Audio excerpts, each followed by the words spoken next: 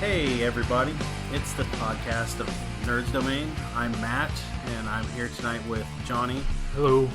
We just had a couple of things we wanted to discuss really quick. Really, what we have is two topics that we want to rant about, and we just wanted to kind of get it recorded because we always end up sitting and talking, usually a little tipsy, about things that irritate us or bother us, and these are two really solid topics, I think, tonight. In our mind. in our Caveat, deluded minds. in our minds.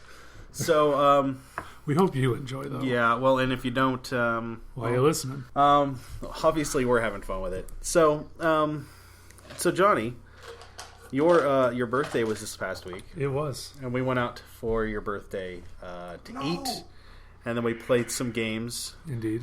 I recall that, more or less. And you got a little drunk. Yeah. And then you had some ideas about this boyfriend you have. Well, I believe you're referring to Neville Longbottom, of the character from the Harry Potter series of novels. Yeah. And you like to make fun of me because I think he is an amazing literary character. I couldn't care less about the actor, although there is one funny picture that, I will talk about eventually. More or less, I'm pretty sure I make fun of your man crush on the poor character. So why don't you tell us about Neville and Harry Potter and how that all works? Okay, so the reason I think that Neville Longbottom is far and away the best character in the entire Harry Potter series. I have to start off by saying spoilers. If you haven't read / watched the Harry Potter movies, books and movies, whatever, I'm going to go into some secret details that could potentially ruin the plot. So quit listening, come back later, and hopefully you won't get spoiled too much. But given how long it's been out, I think we're in good shape. So anyway, wait. What? All right. So yeah, that's not a long enough pause. So if you've stopped listening, good. If you haven't stopped listening, it's your own fault now. All right. So you actually, in order to fully enjoy the Harry Potter story or the Neville Longbottom story, you do have to know the Harry Potter story pretty well. And be a lonely man. Go ahead. I don't know how. Okay, so in the story of Harry Potter, Lord Voldemort. I thought we weren't supposed to say his name. Well, no, he's dead now, so it's okay. I thought he was dead Spoiler, the first time. No, he's really dead. Oh. Harry Potter grows up and feels no more tinglings in his scar, so he's dead. Oh. It's good. We're good. We're in the clear. Okay. Don't worry. Until the author decides to make more money and brings it back, and then there's more fighting. I doubt that's going to happen, honestly. It seems like she's got too much integrity to do that. What? Yeah, go ahead. That's another topic for another day. You have a problem with J.K. Rowling? No. She has written other books since then. Okay. So go ahead. Okay. You're good. Anyway, so in the story, Harry Potter's parents are killed by Lord Voldemort, and Harry is forced to live his life with the normal humans who hate and despise him, who are actually his mother's sister is his aunt, and then her husband. Is that how that works? That's your how that mother's works. Sister is your aunt? Yes. Go ahead. I don't know what to do. I got to start from square one because I'm assuming people have missed details. I'm pretty sure that most people know that their mother's sister is their aunt. Go ahead. As opposed to his father's sister. That's, I guess, a good point. Go ahead. Anyway, so Harry lives with some people who pretty much hate him, and it takes a long time for the truth of why they hate Harry to come out. I mean, it's kind of alluded to. It's pretty obvious, really, when you think about it, but it takes a while before the aunt and uncle will actually come out and say they hate Harry because he is a wizard and they are muggles or normal people with no magic talent, and Harry is part of a world they can never possibly belong to, understand, or see most of the time. The reason Lord Voldemort decided to kill Harry's parents is he heard a prophecy, a magical foretelling that said, I don't have the book in front of me, so I can't quote it, but basically told Lord Voldemort that a particular pair of wizards who were going to have a child, and that child would one day be his undoing. And so Lord and that kind of brings us back to will bring us to the Neville thing shortly. Anyway, the prophecy forced Voldemort to choose between two pairs of wizards that had recently had a child and decide which one he wanted to make his nemesis.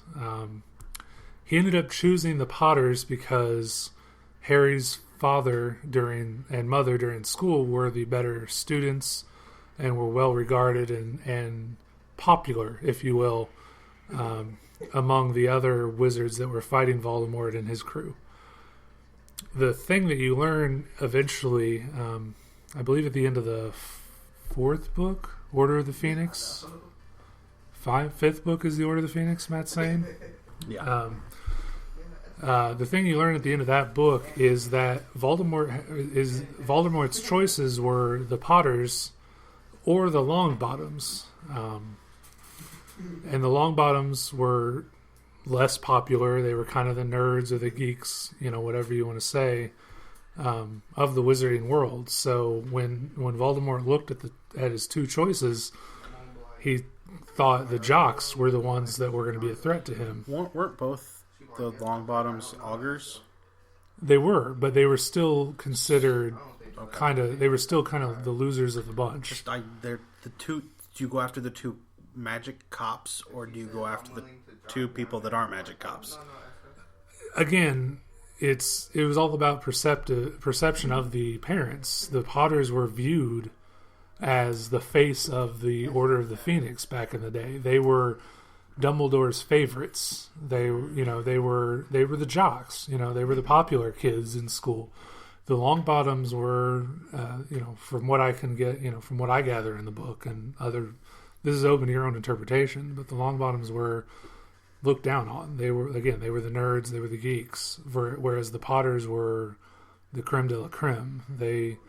I don't even know if they ever said what Harry's parents did for work other than fight Voldemort. Yeah. I mean, I always found that weird. It's like they never, they're just like, oh, your dad was great, Harry. And suddenly, and he was just so awesome. But all he was really known for was fighting Voldemort and making fun of Professor Snape as a kid, which, made me dislike Harry's father. Yep. When I read the books, which I mean was probably the point. Yeah. The author was trying to make you realize that, Harry's parents weren't as awesome as you had previously been led to believe. So anyway, it comes down to Voldemort has a choice: kill the Potters or kill the Longbottoms. He decides to go kill the Potters, and through the love that Harry's mother felt for him, he's protected from the curse, and he becomes the boy who lived, and yada yada yada, so on and so forth. Now back to Neville. Neville's parents, being the less popular, unchosen ones, are tortured to the point of insanity by,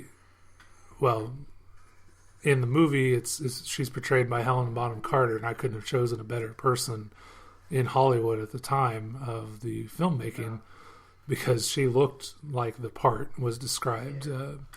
Bellatrix Lestrange was a follower of Lord Voldemort and a supporter of his, and from for all intents and purposes wanted to be his his woman in any way he would let her. It was a disturbing their relationship, Voldemort and Lestrange.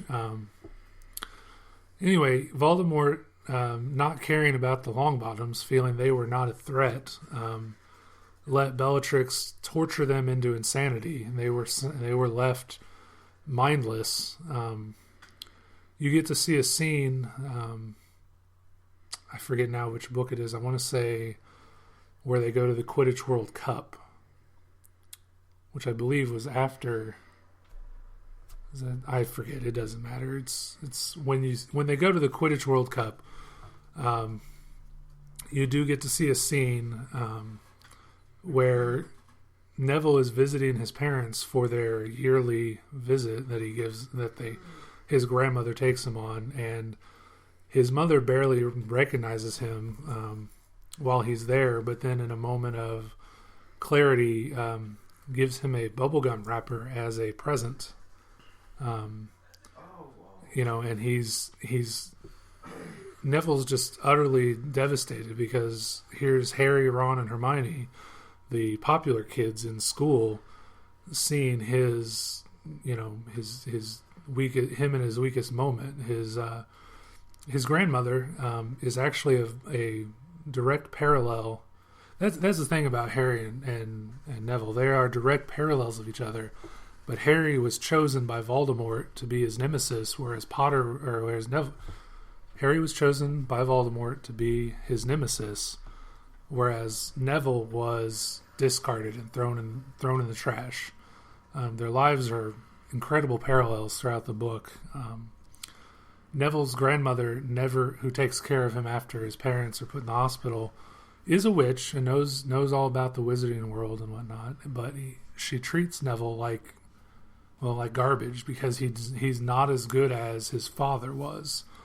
Neville doesn't have the innate skill and no, whatever you want to call it, the chutzpah, the awesomeness that she feels her son had growing up. So she puts him down. She treats him badly, and for all intents and purposes, it seems like she treats him nearly as bad as Harry's aunt and uncle treat Harry. And then Neville is forced to live through this potential ridicule, this moment of ridicule where the popular kids see his parents and see him at his lowest moments that he had hoped to keep secret and never exposed to anyone. Now, Harry and Ron and Hermione, being the good guys that they are, of course, recognize this moment for what it is, and never bring it up as never throw it in Neville's face. I mean, they're the good guys, so of course that makes sense. But it just that moment right there shows you where Harry and Neville's life are complete parallels of each other. It's really a touching moment. So they share these parallels, and that is that is the basis of why I think Neville is such an awesome character. Fast forward to the end of the series. Harry goes into the forest and fights Voldemort. He fights him. It's supposed to be to the death, and Voldemort gets his curse off and beats Harry, the 16-year-old boy at that point in time, 17-year-old maybe. I forget now, but it's not. Again. 11 for book 1, 17 for book 7. Yeah, but So he's 17 years old. Voldemort is 60? In his 60s, yeah. Yeah, I mean, he's got massive amounts of knowledge and power. And yay, Voldemort thinks he's so badass because he's able to take out a 17-year-old kid. The battle has been raging on the grounds of Hogwarts while Harry has been dealing with Voldemort. And the good guys appear to be winning. They've got they've won back some ground from the evil wizards that are attacking, and the giants, and the whatever else Voldemort has in his menagerie of bad guys. And so they're kind of the scene, to set the scene for you. They're pulling up to the final confrontation. Voldemort has killed Harry, and but right as the good guys think they've won some, minor victories and have pushed the bad guys out of the castle, and they meet on the castle grounds, and Voldemort calls a pause to the fight, and he comes forth out of the forest carrying Harry's body. Everybody thinks he's dead. Harry's playing dead at the time, but he doesn't know what the problem is. He doesn't know what to do, so he's biding his time. But Harry's playing dead. The forces of good see that their hero has been destroyed, that their hope and salvation is gone, and the bad guys have now they've moved into a new position that they couldn't have even imagined. So Voldemort walks forward and says, okay, here, I've beat your champion. I'm the victor. Now everybody bow to me, and I'll forgive you all. And he singles Neville out, and makes him a target because he is a pure blood wizard. I think he speaks out. He says something kind of mouthy to Voldemort and says, you've got one chance to accept my rule and admit that I'm awesome. And then Neville, despite the fact that his hero is dead, he sees his hero's body sitting there, and he's got all these people behind him who have basically just given up. All the teachers have, just quit. They're not fighting anymore. They've basically all given in to despair. And Neville doesn't buy it. He doesn't think it's done.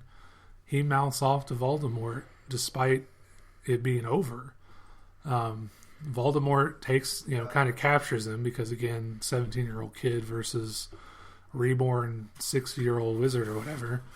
Obviously Neville gets kind of, gets the crud beat out of him.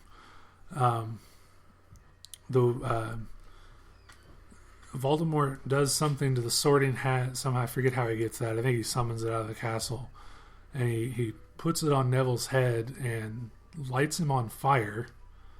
The kid's like burning, and what? Go ahead. Okay, keep going. So again, Voldemort thinks he's taken him out again. Shown again cowed the good guys into giving up and quitting when Neville stands back up. He pulls a Spider-Man. Neville, he's been knocked out hard, but he doesn't quit. He stands back up,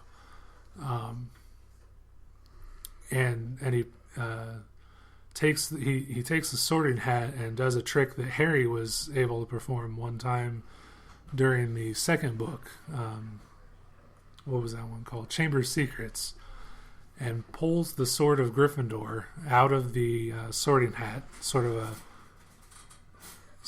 a magician's trick. The sword of they're mages. Because they're wizards. He does a magic trick. It's amazing. You can't see it. Matt's over here rolling his eyes at me. Anyway, but the thing is, the Sword of Gryffindor responds to need. Pure Gryffindor need of help, and it's amazing. It's an amazing feat that he's done this. That he's gotten this sword. It's like pulling the sword from the stone. Directly. I mean, that's a direct correlation. It's literally like pulling the sword from the stone.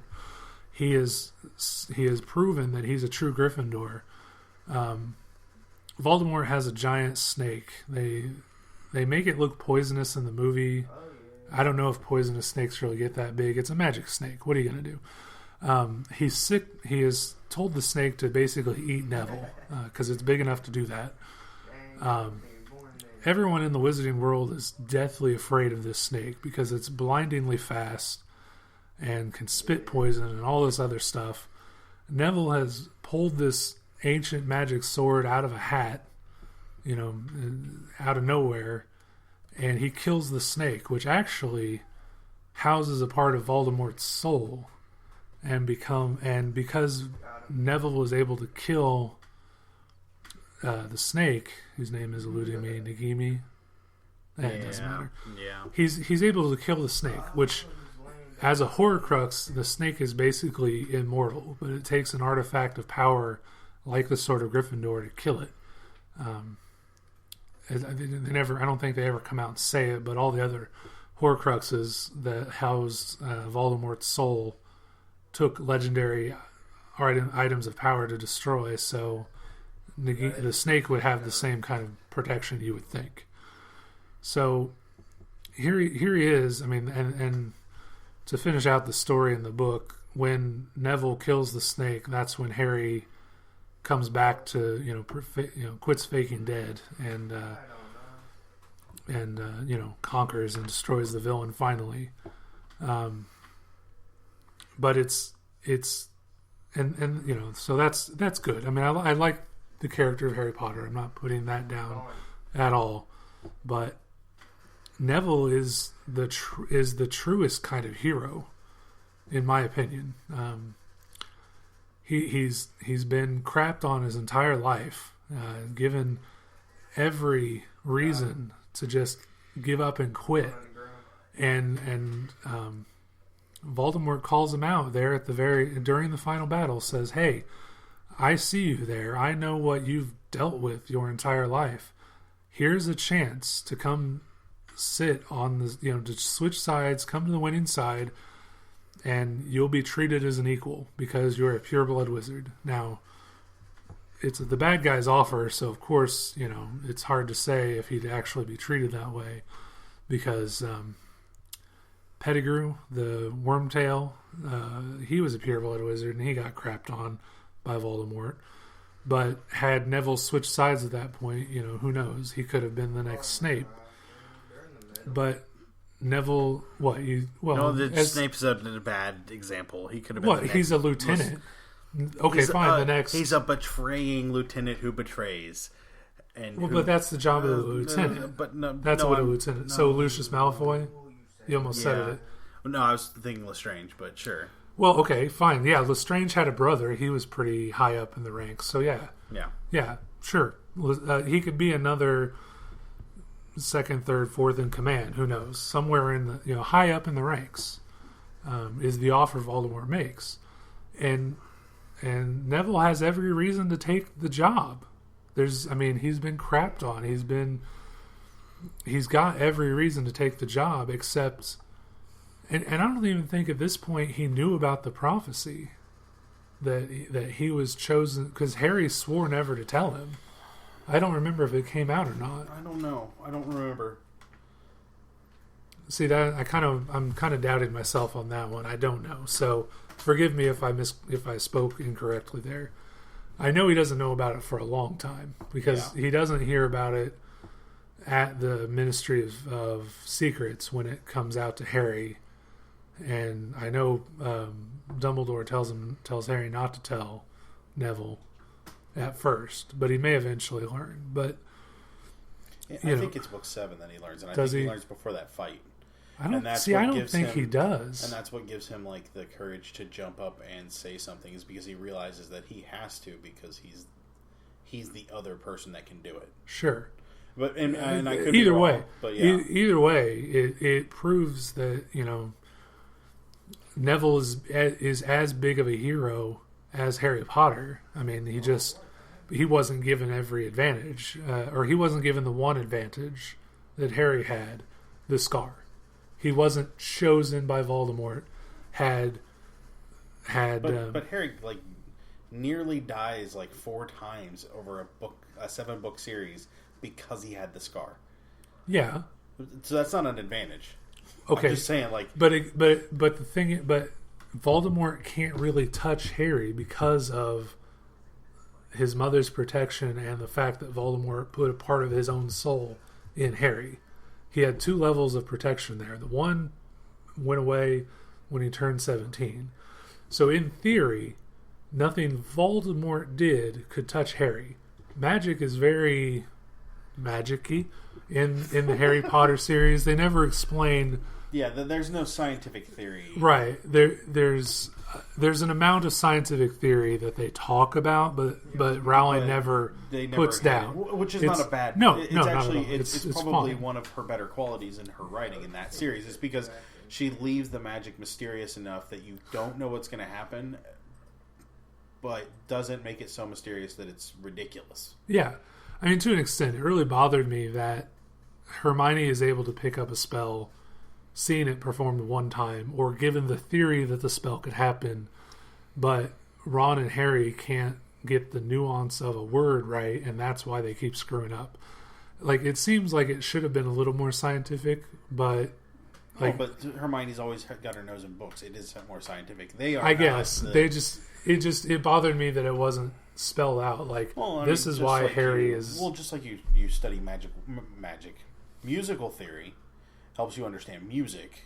Hermione studied magical theory, helped her understand the practical use of magic. I guess I see where you're coming from. And there. whereas analogy. Ron and Harry were not the greatest theorists. And or studiers.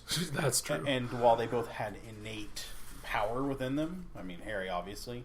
Well, but again, Harry's gift was the power that Voldemort put in him. If he hadn't chosen Harry, he wouldn't have that power. Yeah, and even with that power, they're still not the greatest. I mean, Ron he's a screw up left and right. I mean, but he still has the power in him. I mean, look at the rest but of his family. But I mean, Neville has the same, Yeah. Ron just has a, like on the confidence scale, Hermione's a 10 on her way to 11. Yeah. Yeah. Harry's a 7-8 because he's it told. Depends on which book. Again, as he grows up, he becomes like a 7-8. Yeah. Because he's told he's that awesome. He never, he doesn't know he's that awesome. Other than he lucks into it. But he's, because his luck stays with him, he is a 7 or 8. Ron's an easy 5. He knows he should be able to do this. Yeah. He knows there's no reason he can't do this, other than he just doesn't care enough to focus. Yeah. but because his rat was actually a dude. That was weird. It's creepy. But Neville has a 2. No. I mean, what? Horticulture. Okay. He had like an 8. Yes. In horticulture, he had an 8. Once he found something that he was good at. Yeah. He stuck to it and he became good enough to become a professor in 10 years. See, that's another thing that 15 years. I don't know. Yeah, that's another reason that I don't know. This wasn't spelled out in the books, but towards the end of the series, Neville and Luna sort of hooked up. They were they never came out and said that they were dating, but there was an affection. There was an affection between them. We don't know what happens to Luna. They left her completely out of the epilogue. Oh, out of the epilogue, yeah. Yeah. We know Neville becomes the what do they call that class? Professor of horticulture and magical. There's a better word for it. Plants and there's a class name. Things. Yeah, he does the magical plant stuff. He takes over for that teacher, whose name is eluding me now. Anyway, the point is, he becomes a teacher. None of the teachers ever got married, did they? Like, it never alluded to them having it alluded significant to what's others. Her face, who was the head of Gryffindor. McGonagall wasn't married necessarily, but had loves. Did she? Dumbledore was one of them. It very strongly hints that they're very true. close. Yeah. No, I'm not saying they got married, but I'm not saying they didn't either. And if I remember correctly, you could be a professor for a few years because what's his name, the potions master. Yeah, well, he Snape? came and went. No, the other one. Book 6. Slughorn. Yes, Slughorn. He came and went. True. So he could have been married. Yeah. But you're at campus for a year. Yeah. So it makes it hard. And if you're going to make a career out of being a teacher, from the sounds of it, you have to almost... Hypothetically, there's only a couple of schools in the whole world, hypothetically. Well, they talk about the 3 great ones anyway, in the Goblet of Fire. Yeah. Goblet of Fire, that's where they run into Neville at the hospital. Isn't it? I don't know. I think it is. Anyway, I could be wrong. It's been a long time since 3, 4, and 5 kind of blend really badly They do. for me. And part of that was the movies. Yes. Which I love seeing the 10th Doctor in that movie, Goblet of Fire. He was the bad guy. He was in disguise as Mooney, as Mad-Eye Mooney. I need to go back and watch that. Jeez, you don't remember that? The Doctor was in Harry Potter. Yeah, he got to use his real voice. Oh, that's right. Yeah, I need to. He was crazy, but he was there. Watch that again. Yeah. So anyway, what you're saying is that Neville. Yes, Neville. If I remember your argument on Saturday correctly, correct me if I'm wrong. That might be hard. And I will bleep out certain words. All you mother effers. Oh, come on! I don't use that kind of language. Would you like me to record it next time? You all need to listen, cause Neville was the shit, and no. Neville was the shit, and Harry Potter was. I believe you used a P word that rhymes with wussy, and never should have been given any credit.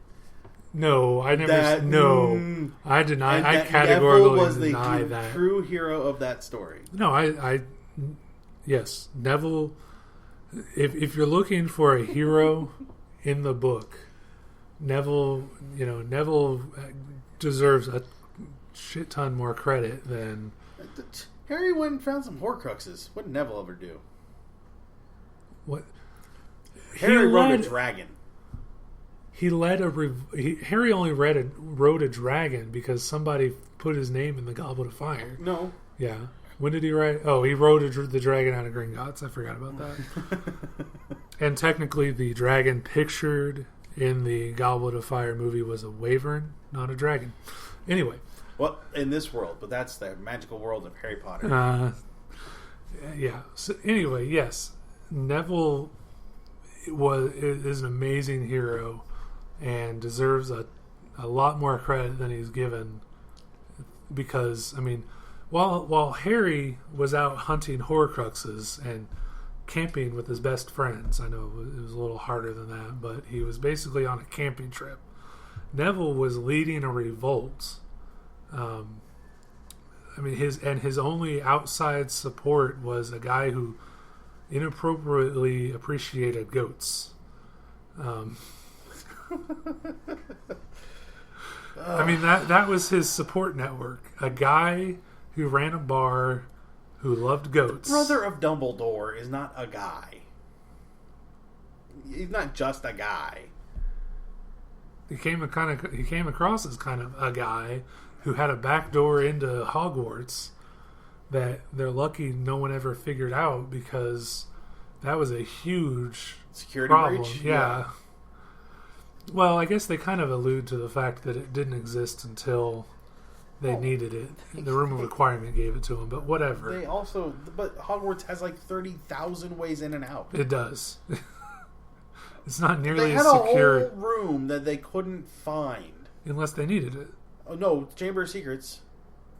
Oh, well, that was built by the founders to be a vault.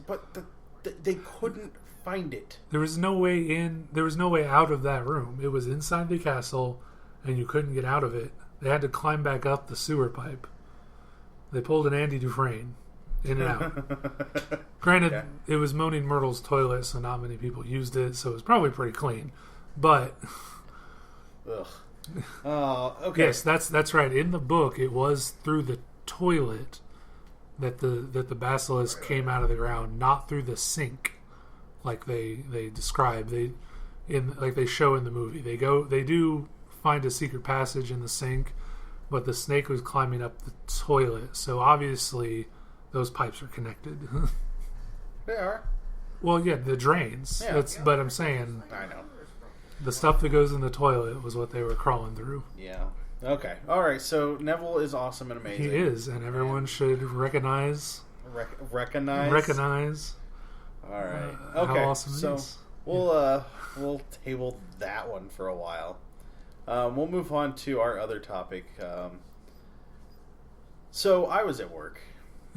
I've heard you do this for a living. First, if anyone that I work with listens to this, please pretend like I didn't talk about anybody you work with and have to look at and I will leave out names because otherwise it just makes things worse. You know who they are, just ignore it. Yeah, I try to. So I'm at work, and in one of the few instances that I have my headphones out, because there are some people that work around me. I overhear a conversation, and this has been some months ago, prior to Christmas. But it haunts him still. Yes, still haunts me.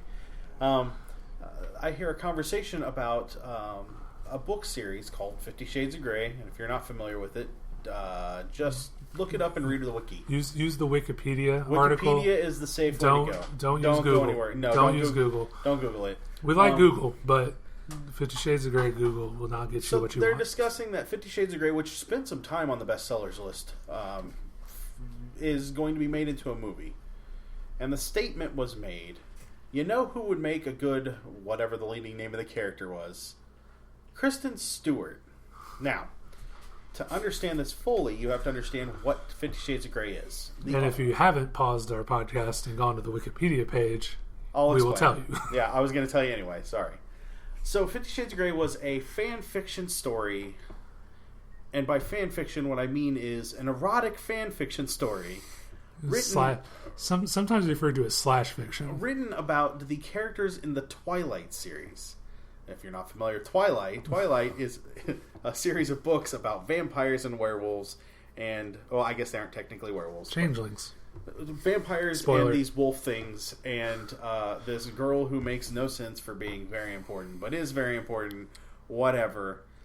And there's a lot of romantic overtones and some. No, that's the only overtone. There's nothing else to the book. And some sexual overtones. Oh, I see. You're going to split those. Yeah, they're different. They're different. They are actually different. You're right. And while I have read all 4 books of the Twilight series and did enjoy them because they're not horrible, they are written for 14-year-old girls. So you have to keep that in mind. They're not the greatest bit of literary masterpieces. Well, let's just get to it. There's a 200-year-old vampire who falls in love. I think it's 200. Let's just go with let's that. Go sure. with that. Doesn't matter.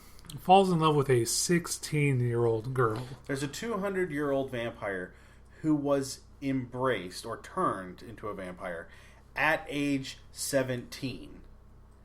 So if you go with some standard vampire beliefs, his emotional and mental state stayed at 17. So the fact that a 200-year-old vampire, who doesn't sleep, by the way, they don't sleep. Ever. Because they can walk in the daylight. Yeah. Spoiler. Falls in love with a 16-year-old girl is not that out of the question since he has no emotional depth. Well, when you put it in that's actually a sentence no one has ever said. And that does sort of change my outlook. So let's go back. I, again, am not a huge fan of the books, but they're not horrible. They're written for 14-year-old girls. That's just what they are. There are some cool ideas in it that I really, really liked for gaming and for concepts. It did turn... I mean, aside from the sparkliness, I mean, honestly, that was the only problem I had with the vampire portrayal. So these books were turned into 5 movies because, as with Harry Potter, it turns out the last book always has to be 2 separate movies. Let's just bring it, and we'll just bring up The Hobbit now, which is in one book turned into 3 movies. That's actually whatever. So there was this slash fiction written on a website by a fan, and that fan got a lot of good reviews. And kept getting good reviews. And kept getting told this should be like a real book. So he went back. I don't care. They went back and they edited it heavily edited. By heavily edited, they went and they hit Control F in Word and searched for Bella and put the new main character's name in. I think Christine or Christina. Yeah, they did change some other plot points. Okay. There are some other things. For instance, the main character is not in high school. That would just be illegal. Sense. Yeah, I know. So they change all this stuff, and then they write these 3 books: 50 Shades of Grey, 50 Shades Darker, and 50 Shades of I don't remember, but I don't really care. So now they're going to make movies out of them because they're bestsellers. However, first and foremost, these books are pornography. I don't have a problem with pornography.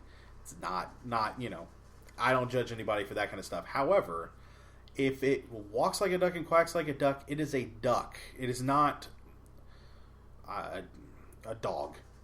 You can't call it something else. It's not anything else. It is, in fact, porn. If you don't want to see it that way, you're deluding yourself. Number two, if you're going to turn a book written about porn into a movie, guess what kind of movie that becomes? If you haven't guessed porn, you haven't guessed right.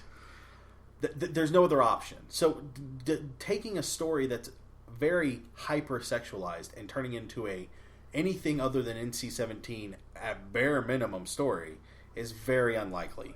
And there's no story. It's a lot of sexual encounters and a little bit of filler to bridge the gaps.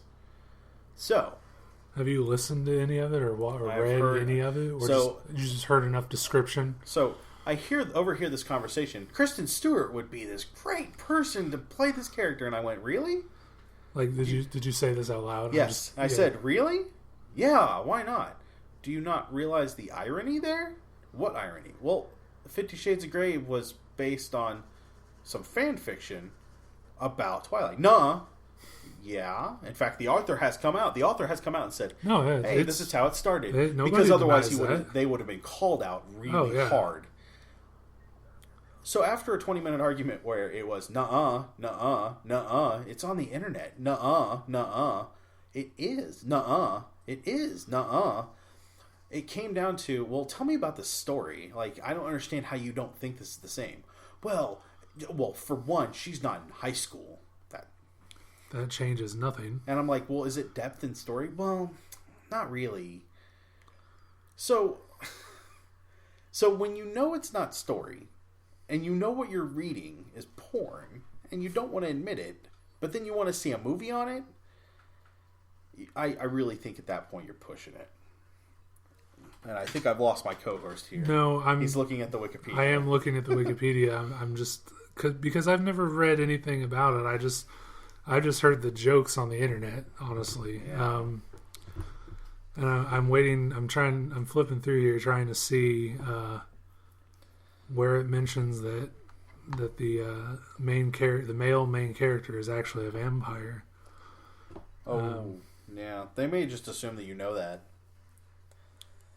I guess, yeah. It's. I mean, I'm briefly reading the plot article, part of the article, and I don't see the word vampire anywhere. So I don't know that he is. He owns. He's an entrepreneur. That's a word. that's a word. But it's not vampire. And then there's another. There's another guy who owns a hardware store. I guess that's the rugged Jacob character, I'm guessing. Yeah. Wow. Oh, no, he takes her to a hardware store. Oh, never mind. I'm going to quit reading that because... We don't want to know? Well, no, it's not bad in the Wikipedia article. It's just... He gets into the sexiness part. Oh, she meets Jose. Jose. Yeah, it looks like it's wow, this, you know what? I'm already done with this. I don't want to know. Okay, so I guess the rest of this topic is what other books out there that should never ever be turned into a movie and shouldn't ever star Kristen Stewart because frankly, she doesn't do a good job. No. She's really not even that pretty of a face. I mean, if the question is what other movies should not star Kristen Stewart, any, that's my answer. I hate to badmouth anyone. I mean, I give everyone their fair shot. You know, Bella in the Twilight series was kind of a weird character, and it always bothers me when you hire 25-year-old actresses to play 16-year-old girls, and vice versa with the males. Like, older people in their 20s playing teenagers is just weird. Yeah. So, and Bella goes through some very confusing things, and I have not seen, but maybe half an hour of the first Twilight film, and I walked away from that. I sold myself on the concept that a lot of her good acting hit the cutting room floor because they translated the book so poorly from text to film that it got lost. But then I saw Snow White and the Huntsman, Snow White and the Huntsman recently, and which I heard nothing but good things about. And she stars in that.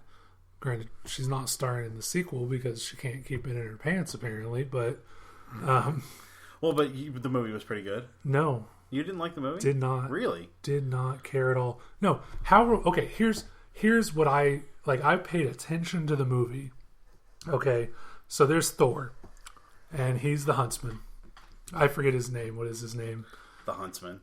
I don't. You don't know the actor's name? Chris Hemsworth. Yeah, Chris Hemsworth. Yeah. So there's Chris Hemsworth. He plays the huntsman, who is a drunk because his wife is dead. That's all I got. His wife is dead. No, the Queen killed his wife. No, she didn't.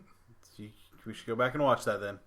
Okay, then when the Queen's brother comes to him and says, hey, we've got a job for you, why does he, Oh, maybe you're right. No, I don't know. It's never explained. She's just dead. You've never lost a wife. Maybe you turned into a drunk. I'm not saying that that's a problem. Oh, okay. I'm saying all they tell you is his wife died while he was not home. He's a huntsman. He has to go out and hunt. Of course, he's not going to spend a lot of time at home. Why? It's okay. So that's. He feels guilty about this. That's fine. I understand that. He feels guilty because he wasn't there for his wife and she died. That's sad. The evil queen's evil brother comes up to you and says, "Hey, we've got a job for you. You got to find this girl." The evil queen's creepy. The evil brother. That's potentially incestuous little evil brother. Comes up to her and it comes up to the huntsman. To Thor and says, you got to find this girl for us. We lost her. And he doesn't want to at first because he doesn't want to work for the evil queen, but she promises to resurrect his dead wife. So he goes out and he finds her and he realizes that killing her for the queen would be a bad idea. I don't remember if they explain it right away, but he figures it out and decides not to do it. They go meet the seven dwarves. Of which the evil tiger from Kung Fu Panda is one of. Is that also Al Swearingen from? Yeah. No, that whole cast of dwarves was awesome. Yeah. There was Sean Penn's buddy from all those movies. Who I thought was in The Hobbit, but he wasn't. One of the that's dwarves. Why you thought he was in The Hobbit. Well, that guy also looks very much like him, but it's not the same. Yeah. Mr. Smee was the blind dwarf. Was he really? Yeah, Hook from Hook. Right on. There were a couple others that I noticed, but I don't. Oh, Arnim Zola. Arnim Zola. Yeah. Was one of the dwarves. And he was fun. Yeah. Anyway, the point is they just play out the Snow White story, and that's fine because it's the Snow White story. But the huntsman at first has that begrudging, I'm a gruff outdoorsman and I don't have time for a little namby-pamby girl stuff and whatever, but I'm going to protect you because I'm the rough outdoorsman. And they make it through all their adventures and they get to the part where the evil queen tricks Snow White into eating the apple, and she falls dead asleep. We all know the story, so we all know this isn't the end. She's not really dead. So there's zero drama hinging on this point. Zero. It's really more of okay, what are they going to do to get her there? To the end of the story. How are they going to bring her back? And how is that going to play out? And there's a handsome prince character. I guess he's actually a duke's son. Yes. So he finds her. He's in love with her. He's been in love with her his whole life. And he finds her first and kisses her 2 seconds after the spell is put on her. And nothing happens. So they take her body back to the Duke's castle, who's just hiding out in the middle of the woods, probably on the edge of the kingdom, really, as far away as he can get from the evil queen to be safe. And he's hanging out there, and he refuses to go to war, but his son wants to go to war, and blah blah blah. And everybody visits, all the main characters anyway, visits Snow White's corpse in the vestibule of the church there. Yeah. And they all say their piece and move on, and it's sad. Then in walks the huntsman. And the huntsman says, in brief, because I can't quote the movie, he says, "When I met you, I thought you were a stupid princess. But I spent time with you, and you remind me of my dead wife. So I love you," and kisses her, and that's what wakes her up. "Hi, you remind me of my dead wife. I love you now." How is that romantic? How is it not? No, he found his dead wife again. Haven't you ever seen that movie where David Duchovny dies and his heart gets put in... David Duchovny loves this chick and her heart gets put into this other chick because she dies, and then he falls in love with her too. There's gorillas. Gorillas? Yeah. Home is Where the Heart Is, I think, is what the movie is. I don't remember. I don't know. I remember the episode of Erie, Indiana, where the... I've never seen... You've never seen Erie of Indiana? It's on Netflix. You should watch it. I should watch it. It's good stuff. Yeah, don't point at the TV. We both know I'm never going to watch anything on that TV. Probably not. The Xbox is hooked up there. So, okay, so back to what Kristen Stewart should not be acting in is anything. Yes. So, what other books should we not turn... Because you just went on like a 10-minute rant on that. I did. What other books should not be turned into movies? No book should ever be turned into movies. Why? Because they can't do it. Really? So name a good one. Lord of the Rings? Okay, that one was passable. I guess No, it's really not. It's horrible. What? They spend a whole chapter talking about pipeweed. A whole chapter. You know what? Okay, that's the book. Hold on, not done. You know what they do before the chapter before that? Talking about the history of hobbits. You know what they cover of that in the movie? Nothing. I'm a wuss. I don't like reading Tolkien. He puts me to sleep. But I have been listening to the first book of The Lord of the Rings. So I think listening to the audio. You liked the movies. I liked the movies, but they are not the same as the book, and it is not well translated. They left a lot. The fact that they treat Merry and Pippin as some dudes that Frodo barely knows in the movie, I didn't like that. Sets up a character, a conflicting character that never gets explored in the movies because it doesn't exist in the book. They're his employees. They work for him. I know Sam works for him. They all three work for him. They helped him move from Hobbiton to Bucklebury. No.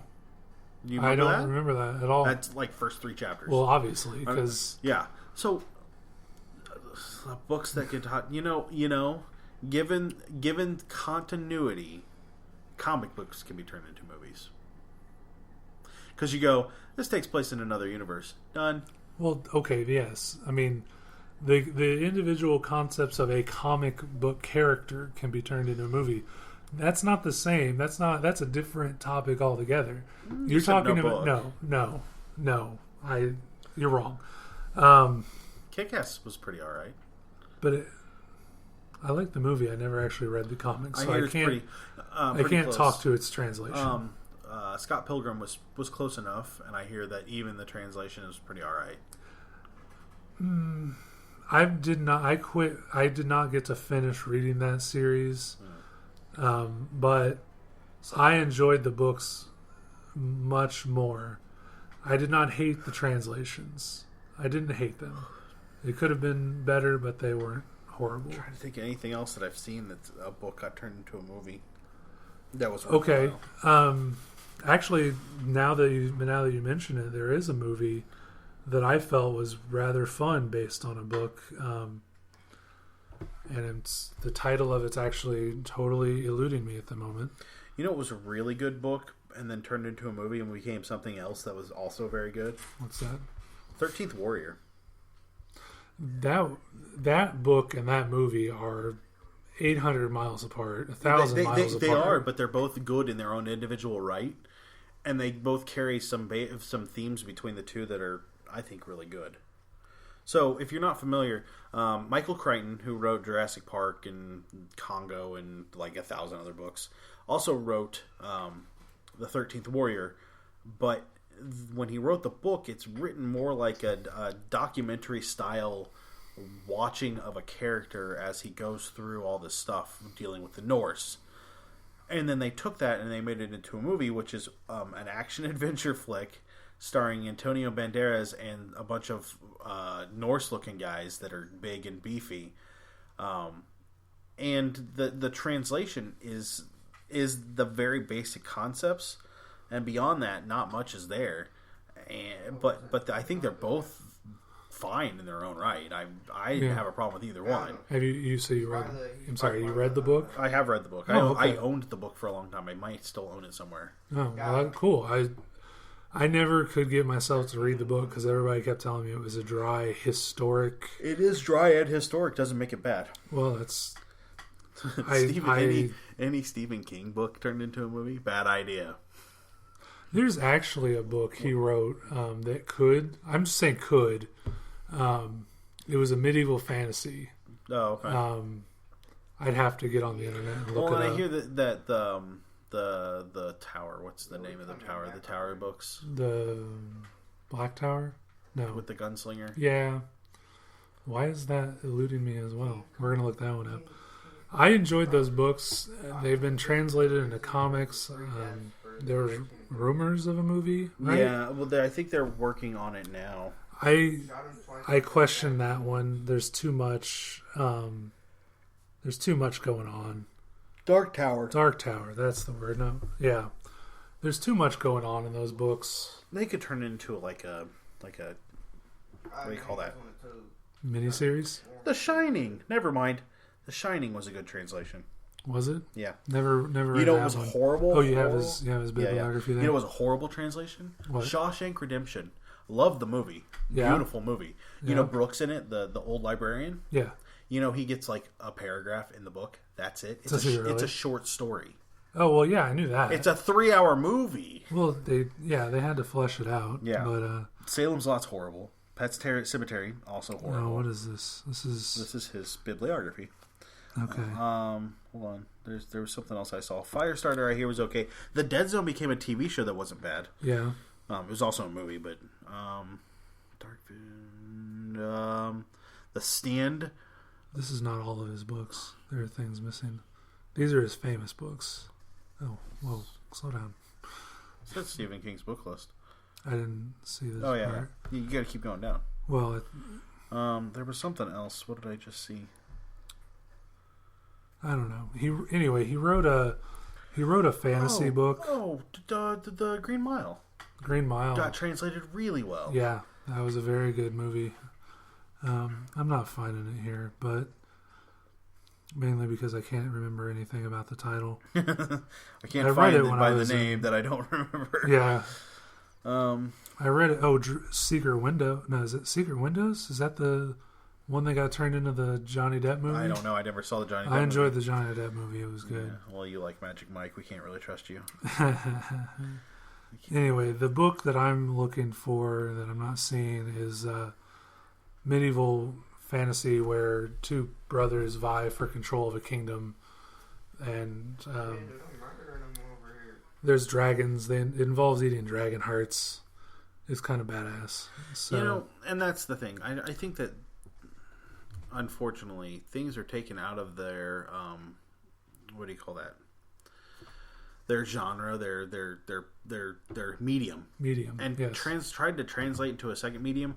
I can understand why. I'm honestly with the Marvel movies that came out and some of the DC movies, they've been really good translations, and I've really enjoyed them, and it's been great. But for every Avenger you get 3 Super Mario Brothers that's just horrible, and they shouldn't change. They shouldn't take something from a video game and turn it into a movie without a solid story. Yeah. And Mario Brothers does not have a solid story. No, the game does not have a solid story. It could have a solid story. That's they did the cartoon. No, they didn't. You didn't like the cartoon. I didn't say I didn't like it. I said it doesn't have a solid story because from season to season they changed the base concepts of those stories. Well, that's true, but they could. They could. They could go back and redo it. They never did. They won't. Oh no. The movie the book and movie that I was trying to come up with a minute ago and could not is One for the Money by Janet Ivanovich, and Matt's going to make fun of me again here in a moment. Magic Mike. Kind of. He loved Magic Mike. No, this is the Stephanie Plum series of novels. It's in the author's words, it's Nancy Drew meets Dirty Harry. It's a girl detective story. The main character has no training whatsoever and finds herself out of work. Her cousin is a bail bondsman, and she forces him into getting a job picking up bail jumpers.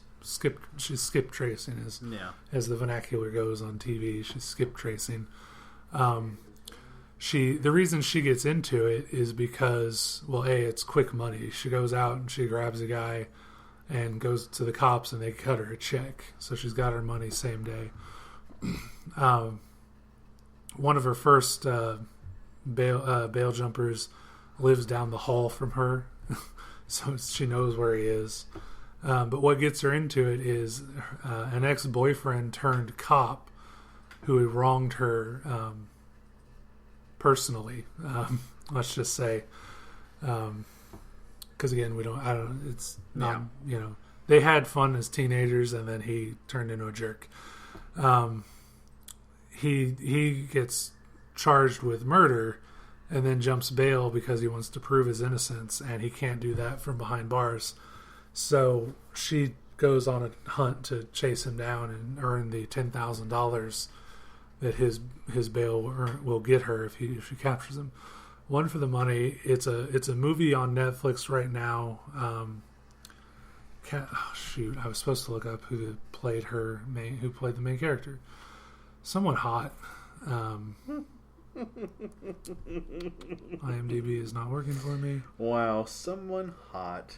Catherine, no, I'll just look it up. Vamp. Yeah. So Catherine Heigl, that's who it was. Really? Yeah, she's hot. Okay, sure. There's a scene where she's naked, but I mean, all you get is a butt shot. Anywho, it's good. It loses a bit in translation because they got to turn a 200-300 page book, and I don't know if it's really that long. It's about that long. It's not a bad read. It's a pretty good, quick read. There's a lot of stuff that they have to leave out because you can't do much internal monologuing.